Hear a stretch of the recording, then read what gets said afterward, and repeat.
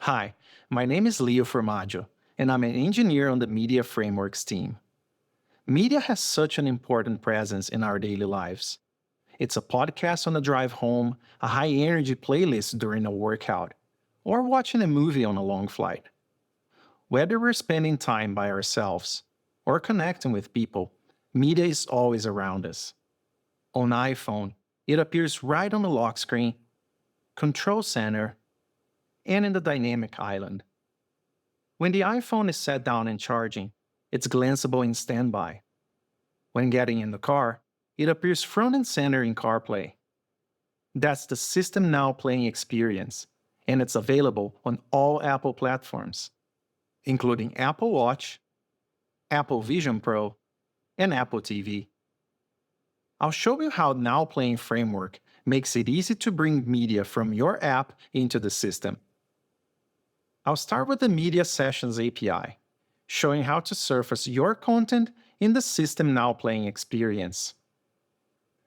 Then, I'll explain how to bring content playing on other devices into the system using remote media sessions. And finally, I'll go over how media sharing extensions simplify playing media from iPhone to other devices. I'll use the example of an app I developed. It plays ambient sounds to help people focus and relax. From my app, I can select different sounds, and I can also pause and resume the audio.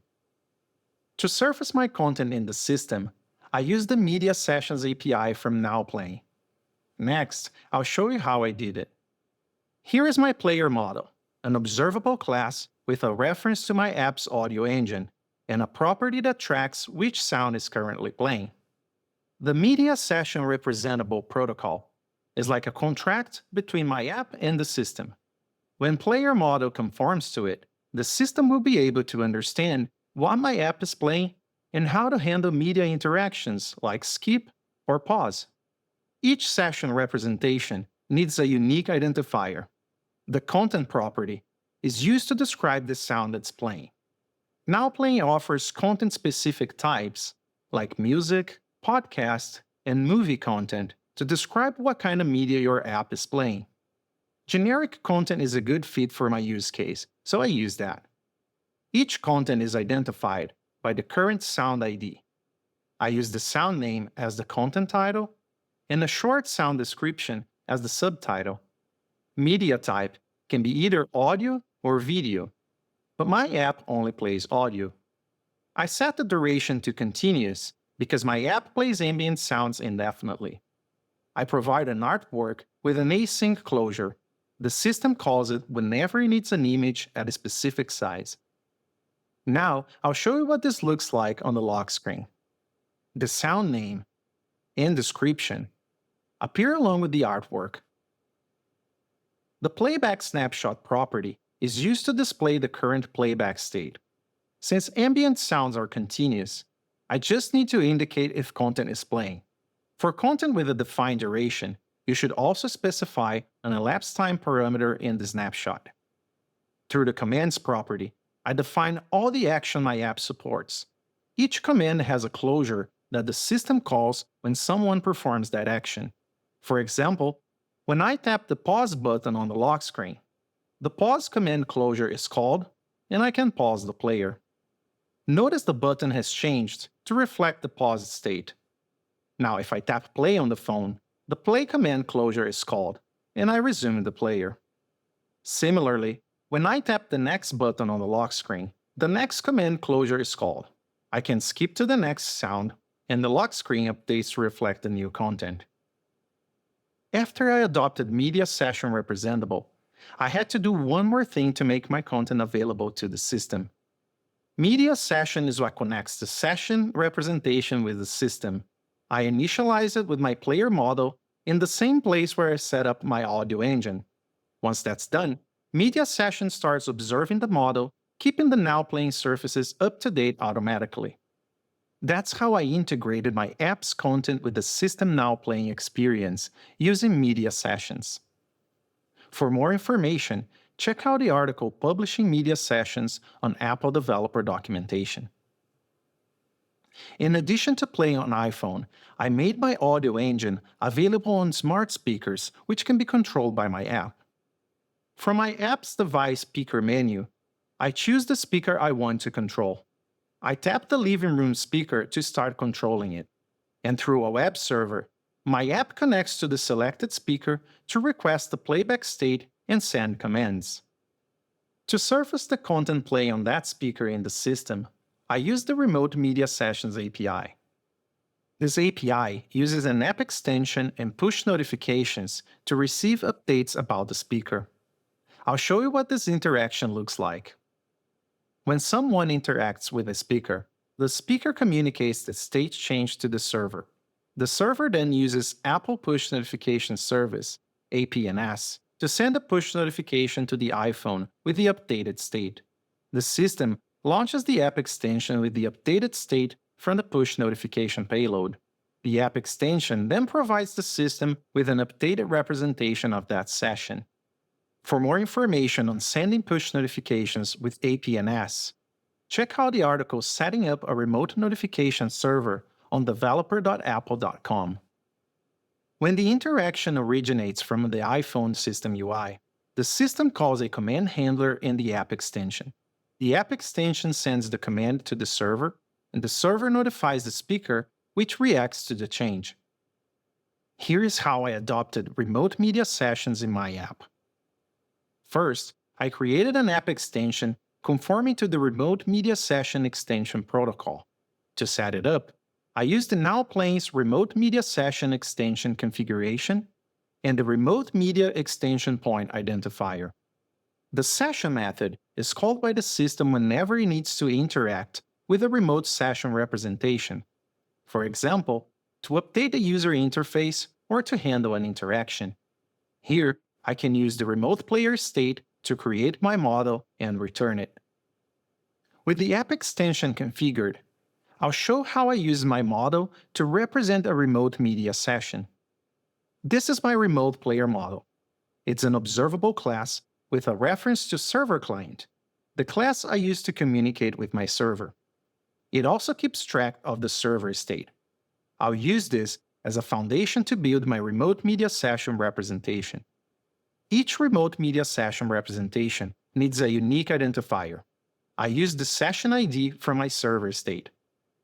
The content property is used to describe the sound playing on the speaker. Once again, I use generic content by giving it the sound identifier, the sound name, and the sound description. The media type is audio, and the duration is continuous. I provided an artwork object that loads an image for the current sound. The server state indicates if the speaker is playing. I can use that to create a playback snapshot with the corresponding state. Since I'm controlling playback on a remote device, each command closure sends a request to the server with the corresponding action. For example, if I tap play on iPhone, the play command closure is called. I send a play request to my server, which resumes playback on the speaker. Similarly, when I tap the next button, a request is sent to the server and the speaker moves to the next sound. So far, the adoption of Remote Media Session Representable feels very similar to what we saw in media sessions for local playback. Next, I'll cover the remaining properties and methods that are specific to remote sessions. The Devices property tells the system about devices playing in that session. I map my server's device list into media device values. Each one needs a unique identifier that is stable across different sessions. I provide the name of the device, a device type, like speaker in my case, and a list of capabilities, such as the device's volume control type. This is what it looks like in Control Center. The device name appears along with the volume level. When I change the volume using the System Volume slider, the volume change closure is called with the updated volume level. Here, I can send a volume change request to my server. The update function is called when a push notification is received with a new state. For example, when the content changes on the speaker. Remote player state is a struct I defined that conforms to remote media session attributes. It represents my server state and the push notification payload. Here, I update my state variable with the new data. Because my model is observable, now playing detects the change and updates the system automatically.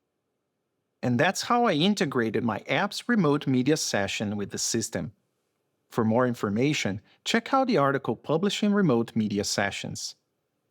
I also want to talk about media sharing extensions, a set of APIs for playing media from iPhone to other speakers and TVs, all through a unified system interface. Media sharing extensions allow you to use the system device speaker for all the media protocols your app supports. This simplifies media device selection in your app, and the selection is reflected on system surfaces like Control Center. Traditionally, supporting a media protocol meant embedding its SDK into your app bundle. With media sharing extensions, the protocol implementations live outside your app and are managed by the system. Your app can focus on the media content rather than the playback technology. As more protocols become available, apps built with media sharing extensions can use them without adopting another SDK.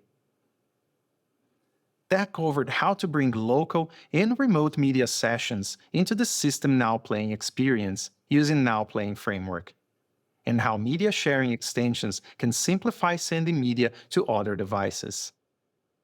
For apps that play media locally or control playback on remote devices, adopt Now Playing to bring your content into the lock screen, Control Center, and beyond. It's a straightforward integration that gives people control over media even outside your app. Learn more about media sharing extensions. They let your app use the system media device speaker and expand your reach when playing media to other devices.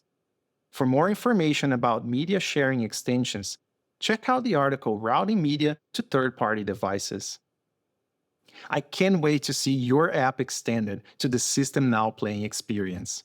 Thank you for watching, and blue skies.